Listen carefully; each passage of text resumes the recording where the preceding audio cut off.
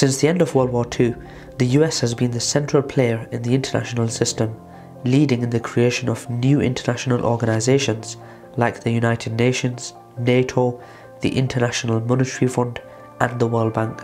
American diplomacy has dominated multinational agreements on trade, climate, regional security, and arms control. Since the Cold War officially ended in 1991, there is no doubt that America has been the unilateral superpower of the world. But now, not only do China and Russia contest America's global role, a growing number of other countries are asserting an independent and increasingly influential role in regional economic and security developments. I'm Kasim, this is KJ Vids, and in this video we will look at a very interesting topic: is America declining as the superpower of the world? Perhaps the most typical indicator of national prowess is America's military strength. As it stands, according to the website Global Firepower, based on data from 2018, the US still has a defense budget 4 times bigger than the second highest, which is China. In June 2018, the US Senate voted to give the military $716 billion for 2019, approving one of the biggest defense budgets in modern American history, despite concerns from some economists and lawmakers about the rapidly rising federal deficit. They approved by an 85-10 vote, giving American armed forces an $82 billion increase from 2017. But according to a projection by the International Institute for Strategic Studies, China's military expenditure could overtake America's by the mid-2030s. However, expenditure alone is less important than the types of military capabilities. Cortez Cooper of the Rand Corporation said back in February that most of the military modernization underway in China corresponds to achieving the types of capabilities the United States has already attained. What the US military has that no other country can compare with is the ability to deploy its troops to any corner of the world very fast. In 2017, US Special Operations Forces, including Navy SEALs and Army Green Berets, deployed to 149 countries around the world, according to figures provided to Tom Dispatch by US Special Operations Command. That's about 75% of the nations on the planet, and represents a jump from the 138 countries that saw deployments in 2016 under the Obama administration. It's also a jump of nearly 150% from the last days of George Bush's White House. Since 9/11, we expanded the size of our force by almost 75% in order to take on mission sets that are likely to endure, so comes Thomas told the Senate Armed Services Committee in May. Since 2001, from the pace of operations to their geographic sweep, the activities of US Special Operations Forces have in fact grown in every conceivable way. On any given day, about 8,000 special operations from a command numbering roughly 70,000 are deployed in approximately 80 countries. On economic indicators, a recent forecast calculated that China's gross domestic product will overtake America's in dollar terms by 2032. But size is not everything. To be considered an economic peer, China would need to have a per capita GDP roughly 4 times its current level, a comparably robust system of innovation, and a currency that figures as centrally in global financial markets. It is undoubtedly making progress on all these fronts. China's per capita GDP has roughly quadrupled over the past decade. Its ambitious Made in China 2025 plan moreover lays out concrete targets in 10 priority areas to help the country become a world leader in advanced manufacturing. But if you measure the economy with a different criteria known as purchasing power parity, which measures how many aircraft, missiles, ships, sailors, pilots, drones, bases and other military related items a state can buy and the prices it has to pay in its own national currency, China has not only surpassed the US but also now accounts for roughly 18% of world GDP. America's share of global wealth is shrinking. By some estimates, the United States accounted for roughly 50% of global output at the end of World War II. By 1985, its share stood at 22.5%. It has fallen to 15.1% today, and the International Monetary Fund projects that it will slip to 13.7% by 2023. The proliferation of various technologies, from crude explosives to advanced robotics, has made it easy for even relatively small and weak countries to challenge the big and powerful United States. These days, any truly determined country, even a very poor one like North Korea, can develop nuclear weapons to deter attacks. Another factor that one could consider towards assessing a global power is demographics. In large measure due to immigration, the the United States has the most favourable demographic outlook among major powers. The Pew Research Center projected in 2015 that future immigrants and their US-born children would account for 88% of the country's population growth through 2065, though the Trump administration's desire to reduce immigration could dampen that trajectory. Pew Research Center studies also show a substantial change in middle class. The American middle class is losing ground. A report highlights the squeezed middle, where the number of people considered to be middle class, roughly 120 million people, is now outnumbered by the combined lower and upper classes, and importantly, the share of total income of the middle class has fallen from 62% in 1970 to 43% in 2015. Independently, the 2015 Credit Suisse Research Institute found that America's wealthy middle class, close to 92 million people, is now surpassed by the estimated number of Chinese middle class. If you measure overall national power, China will likely continue to catch up to the United States, but history suggests that military and economic trends alone are insufficient for predicting preeminence. While the US economy overtook Britain's in absolute size in the last quarter of the 19th century, Washington did not emerge as the world's central power until the end of World War II. The devastation that Europe and Asia had suffered during the war meant that only the United States had the capacity to fashion a new order. The Truman administration used the moment strategically, building a framework around the United States, grounded in multilateral institutions such as the United Nations, the International Monetary Fund, and the World Bank. This elevated America's global influence and gave Washington an unrivaled ability to assemble coalitions.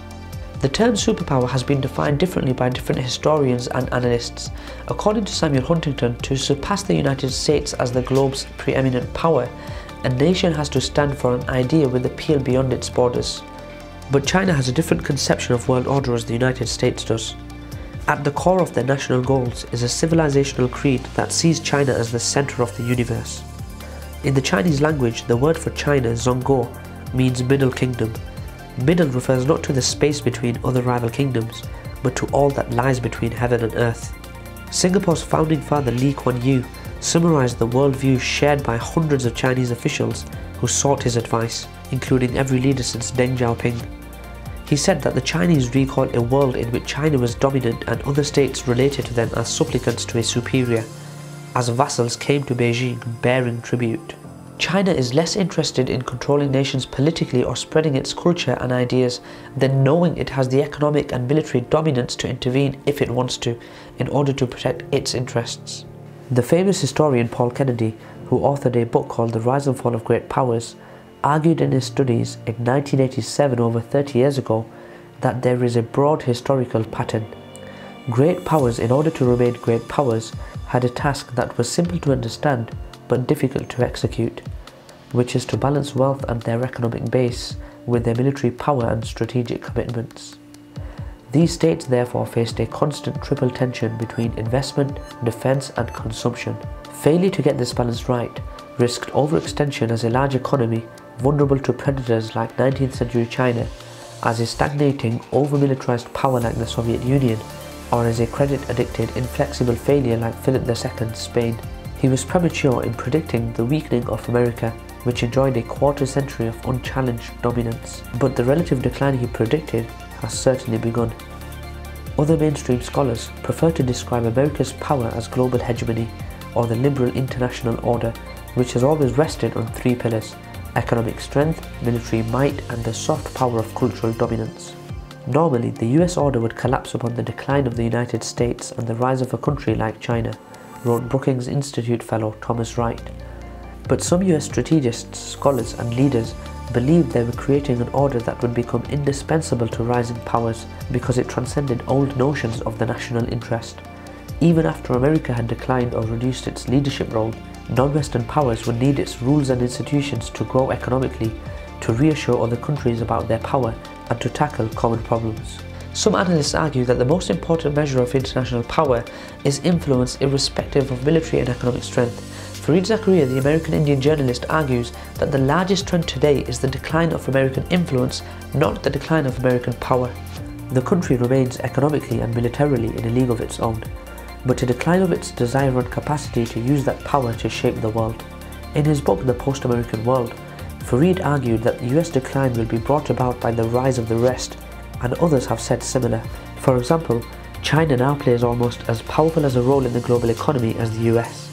It has defended an authoritarian model for economic growth, armed artificial islands in the South China Sea, and built a military base in Djibouti. China has created new multilateral organizations for security discussions and one for infrastructure loans. It has developed a global lending program, the Belt and Road Initiative, and has stepped up into a stronger global role on climate change. And China is spreading its political and economic influence into Africa and Latin America. Iran is and will remain an increasingly assertive and influential power in the region, defending and promoting its interests and competing with the Saudi regime. The Russians are actively engaging in the Middle East region, building on their relationship with the family of Syria's dictator Bashar al-Assad and using its influence there to create new energy transit routes. Turkey, a rising regional power, acts increasingly independent of the preferences of the US, its NATO ally, playing its own hand in the regional power game. Elsewhere in Asia, Japan moves towards a renewed nationalism and has removed restrictions on its defense spending and the deployment of its military in the face of growing Chinese power.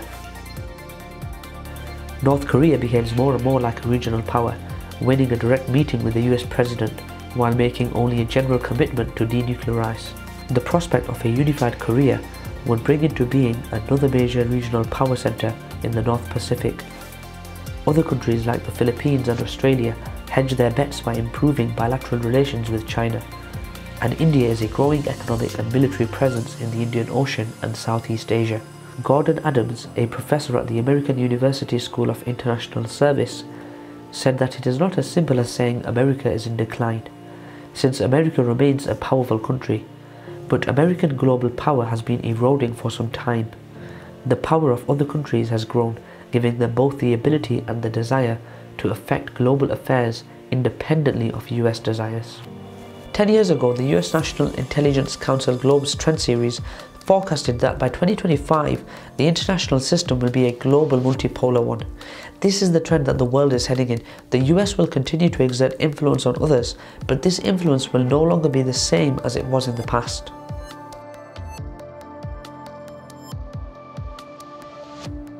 Thanks for watching another KJ video. We would love to hear your feedback and views in the comments below. We often take on board many of your comments to improve our videos. You can also support KJ Vids either by becoming a monthly Patreon or making a one-off donation on fundmypage.com.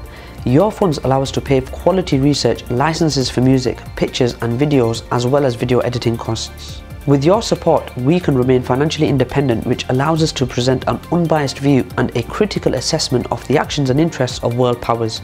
The links to both of our crowdfunding pages are in the description. Finally, don't forget to subscribe to our YouTube channel and register for the alerts so you never miss our videos. Thanks again and see you next time.